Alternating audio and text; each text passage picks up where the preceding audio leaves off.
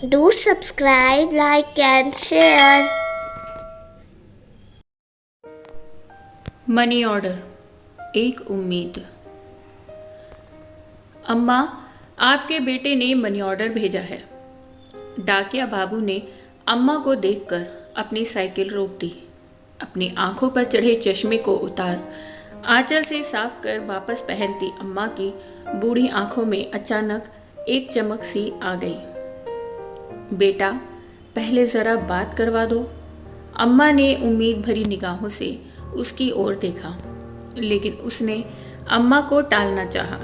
अम्मा, इतना टाइम नहीं रहता है मेरे पास कि हर बार आपके बेटे से आपकी बात करवा सकूं। डाकिये ने अम्मा को अपनी जल्दबाजी बतानी चाहिए, लेकिन अम्मा उससे चिरौरी करने लगी।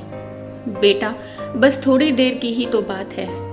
अम्मा, आप मुझसे हर बार बात करवाने की जिद ना किया करो। यह कहते हुए वह डाकिया रुपए अम्मा के हाथ में रखने से पहले अपने मोबाइल पर कोई नंबर डायल करने लगा। लो अम्मा, बात कर लो, लेकिन ज़्यादा बात मत करना, पैसे कटते हैं। उसने अपना मोबाइल अम्मा के हाथ में थमा दिया। उसके हाथ से मोबाइल ले फ़ोन पर बेटे से हाल चाल लेती अम्मा मिनट भर बात करके ही संतुष्ट हो गई। उनके झुर्रीदार चेहरे पर मुस्कान छा गई। पूरे 1000 रुपए हैं अम्मा।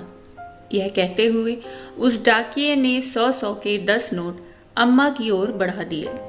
रुपए हाथ में ले गिनती करती अम्मा ने उसे ठहरने का इशारा किया। अब क्या हुआ अम्मा? यह 100 रुपए रख लो बेटा। क्यों अम्मा? उसे आश्चर्य हुआ। हर महीने रुपए पहुंचाने के साथ साथ तुम मेरे बेटे से मेरी बात भी करवा देते हो। कुछ तो खर्चा होता होगा ना? अरे नहीं अम्मा, रहने दीजिए। वह लाख मना करता रहा, लेकिन अम्मा ने जबरदस्ती उसकी मुट्ठी में 100 रुपए थमा दिए और डाकिया भी वहां से वापस जाने के लिए मुड़ गया।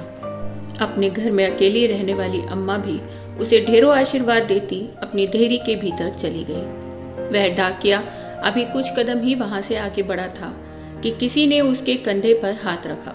उसने पीछे मुड़कर देखा तो उस गांव में मोबाइल फोन की दुकान चलाने वाले श्यामलाल उसके पीछे खड़े थे। श्यामलाल को देखकर डाकिया बोला, भाई साहब, आप यहाँ कैसे? आप तो इस समय अपनी दुकान पर होते हैं ना? मैं यहाँ किसी से मिलने आया था, तभी आपको देखा। मुझे आपसे कुछ पूछना है। श्यामलाल की निगाहें उस डाकिये के चेहरे पर टिक गई। जी पूछिए भाई साहब। भाई, आप हर महीने ऐसा क्यों करते हैं? मैंने क्या किया है भाई साहब? श्यामलाल के सवालिया निगाहों का सामना करता वह डाकिया मुस्कुराया। हर महीने आप इस अम्मा को अपनी जेब से रुपए देते हैं और मुझे फ़ोन पर इनसे इनका बेटा बनकर बात करने के लिए भी रुपए देते हैं। ऐसा क्यों? श्यामलाल का सवाल सुनकर डाकिया थोड़ी देर के लिए शांत खड़ा रहा। फिर थोड़ी देर बाद बोला, मैं रुपए इन्हें नहीं, अपनी अम्मा को देता हूँ। मैं समझा नहीं। उस डाकिया की बात सुनकर श्यामलाल हैरान हुआ, लेकिन डाकिया आगे बताने लगा। इनका बेटा कहीं बाहर कमाने गया था और हर महीने अपनी अम्मा के लिए 1000 रुपए का मनी ऑर्डर भेजता था, लेकिन एक दिन मनी ऑर्डर की जगह इनके बेटे के एक दोस्त की चिट्ठी अम्मा के नाम आई थी। उस डाकिये की बात सुनते ही श्यामलाल को जिज्ञासा हुई। कैसी चिट्ठी? क्या लिखा था उस चिट्ठी में? बीमारी की वजह से उनके बेटे की जान चली गई, अब वह नहीं रहा। फिर क्या हुआ भाई? श्यामलाल की जिज्ञासा दुगनी हो गई। डाकिये ने अपनी बात पूरी की। हर महीने चंद रुपयों का इंतजार और बेटे की कुशलता की उम्मीद करने वाली इस अम्मा को यह बताने की मेरी हिम्मत नहीं हुई। मैं हर महीने अपनी तरफ से इनका मनी ऑर्डर ले आता हूँ। लेकिन यह तो आपकी अम्मा नहीं है ना? श्यामलाल ने पूछा।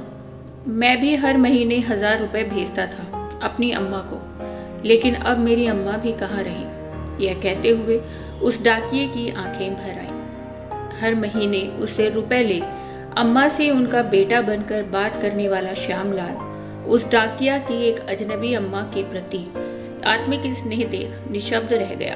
और वह डाकिया अपनी राह पर आगे बढ़ गया।